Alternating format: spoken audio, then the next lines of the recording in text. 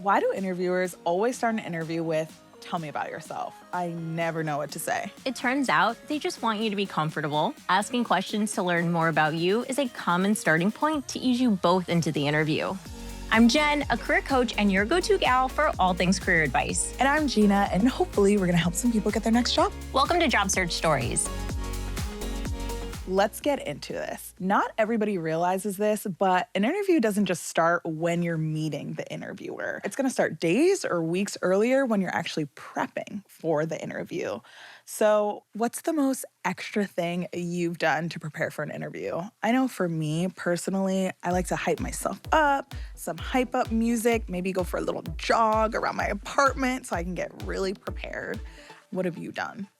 I think that's a really great tip. I don't think that's extra at all. I think that's a great strategy to prepare. You've never watched me do it. It is extra. You can hype yourself up. One tactic that I like to recommend, which I think people might find a little bit extra, is called Scare the Bear. Are you familiar? No, but I feel like it's going to be something wild. I think it's really cute, and this is really like when you're about to go into an interview, you can get in front of a mirror, make yourself as big as you can be, right? You want to be a large, intimidating creature, and you just yell.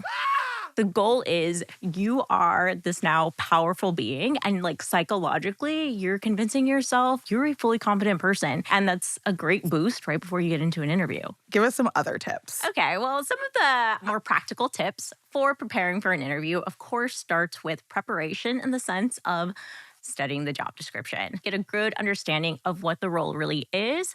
You also want to study and find out more about the company itself. What are their values? What are things you can speak to? Another thing that you can really look at is maybe prepping, picking out what outfit you're going to wear. You know, what are you going to feel confident in and comfortable in?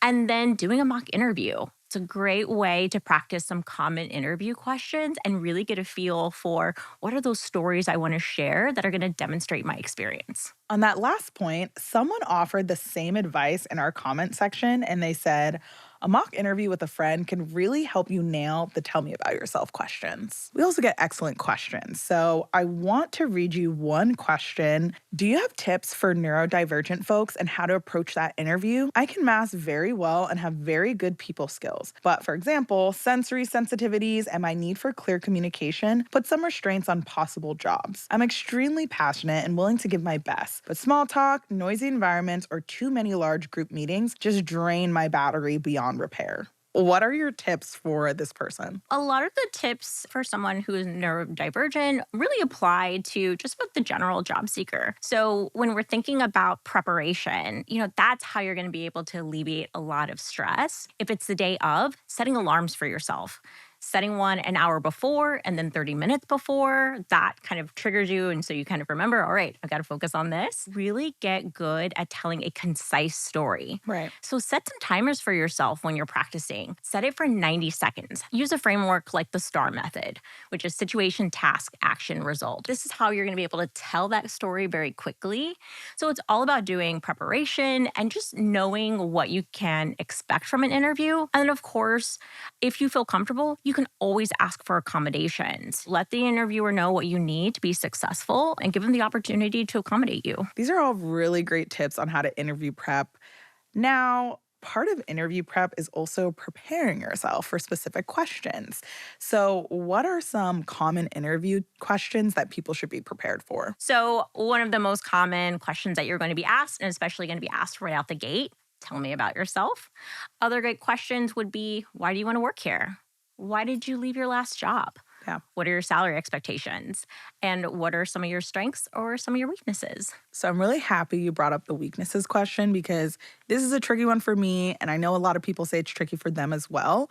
So I want to play a game where you can actually make your weaknesses make you sound good and like a good person for the job. The first one I have is I'm too focused on details. If you're too focused on details, what you can say is, one of the weaknesses that I've been working on is that sometimes I can be too focused on details when I'm working on a project. Right. So one strategy that I've been using that I found really helpful is called time boxing.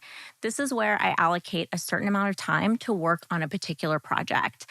And if I get to the point where the time is done, then I really let myself know, okay, this is time to move on.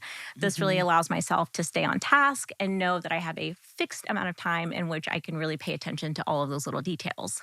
That's just a work productivity tip. Like in general. I have another one. It says, I have trouble asking for help. What would you say in an interview to make yourself sound better? I would say, again, one of the weaknesses that I've been working on is asking for help when needed. It's really important for me to try my best and to appear competent at my job. And so I will always try to solve a problem on my own first. But if I Mhm. get to the point where I know, okay, I've exhausted all of my efforts, then I can feel comfortable reaching out and asking for help. But when I do so, I make sure that I take this person through the steps that I've taken so that they really understand that I really have put some effort in. And then if there's an issue in my process, they can help me identify it. Honestly, great talk track. I think people should just literally say that. I have another one. This is the last one. I have a hard time letting go of projects. I have a hard time letting go of projects Same. too. It needs to be perfect, so I can't let go. If you're like me and you have a hard time letting go of projects, you can say, one of the things that I've been working on professionally is knowing when it's time to hand off a project. Mhm. I really like to have ownness and put all of my best effort into a project, but sometimes that can lead me to not necessarily knowing when to have it off. So, what I do is when I feel like I should be at the end of the project, I ask myself, what is the benefit of me working on this any longer? Is there more value that I can add? And if the answer is very little, then I know, okay, I've reached my stopping point and it's time for me to move on. And when we talk about weaknesses in an interview, really when we structure these answers, we want to identify a relevant weakness. Mhm. We never want it to be a weakness that is debilitating to the point where we wouldn't be able to complete the job at hand. Right. But if you'll notice with all of these structured responses, it's really focusing on what are we doing to improve, right? Mhm. What strategies are we trying? Because that means that, of course, we're human. We all have weaknesses, Yeah. but we recognize these things in ourselves. And so these are things that we're trying to hopefully get a little bit better every single day. Just about how you frame it. So far, we've discussed questions that your interviewer is asking you, but we need to talk about the questions that you need to be asking the interviewer in order to basically figure out if this job is right for you. I want to know how you prepare for your own questions and what are the go-to questions that you would ask an interview. Absolutely. Sorry, Oh, that you would ask an interviewer. I knew what you were asking. I mean, but maybe they didn't. Okay. Of course, absolutely, you should be preparing to answer questions yourself, but interviewing is a two-way street, Yep. right? You're going to be spending a lot of time there and with these people. So, when thinking about the questions that you should ask, definitely have at least 3 to 5 questions prepared. Okay. And I always advise to think about what are the questions you would need answered to know if this role or if this company is going to be the right fit for you to Mhm. take you where you want to go. So, some questions that you could ask would be, what does a typical work week look like? What are the opportunities for career growth here? How does the team handle feedback? Any question that's going to be important to you is going to be something that you would want to kind of jot down on a note and just be prepared to reference and ask at the end. Right. I think those are a lot of really good questions to make sure that a company is the right fit for you. Wait, but do Y- you have a question that you like to ask? Do you accept jugglers in this role? The answer is no. I Do you have mean, a backup question?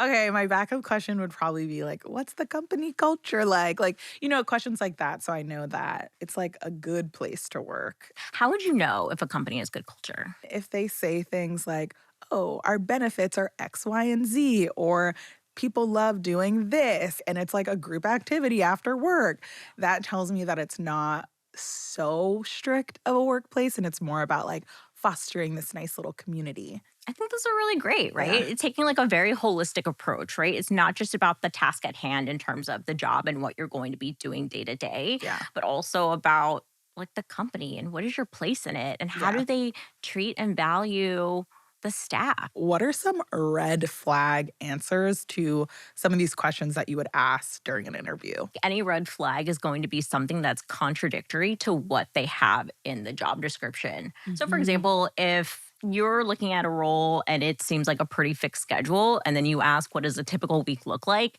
And they say you should expect to work 50 hours a week or on weekends. We expect everybody to be on call. If that's not what you're looking for in a role, and that's a different picture than what they painted in the job description, that would absolutely be a red flag for you. I always side eye job descriptions that talk about hiring rock stars and use phrases like, we work hard and play hard. I'm like, ugh. What does Do that even you? mean? Yeah. That means they overwork you, and then they have a happy hour have every a once happy in a hour, while. and then they bring you cookies and put them in the break room. It's like pizza parties. Yeah. They'll have like pizza parties like in school. No, I agree. Well, thank you. Because that's all the time we have for today. So thank you for watching our show. If you like job search stories, you should probably drop a comment down below and let us know how we can help you. Also, any topics you want us to cover in the future. Share your job search stories. We love them. That's it. Bye. Bye. And today, I don't know what we're talking about.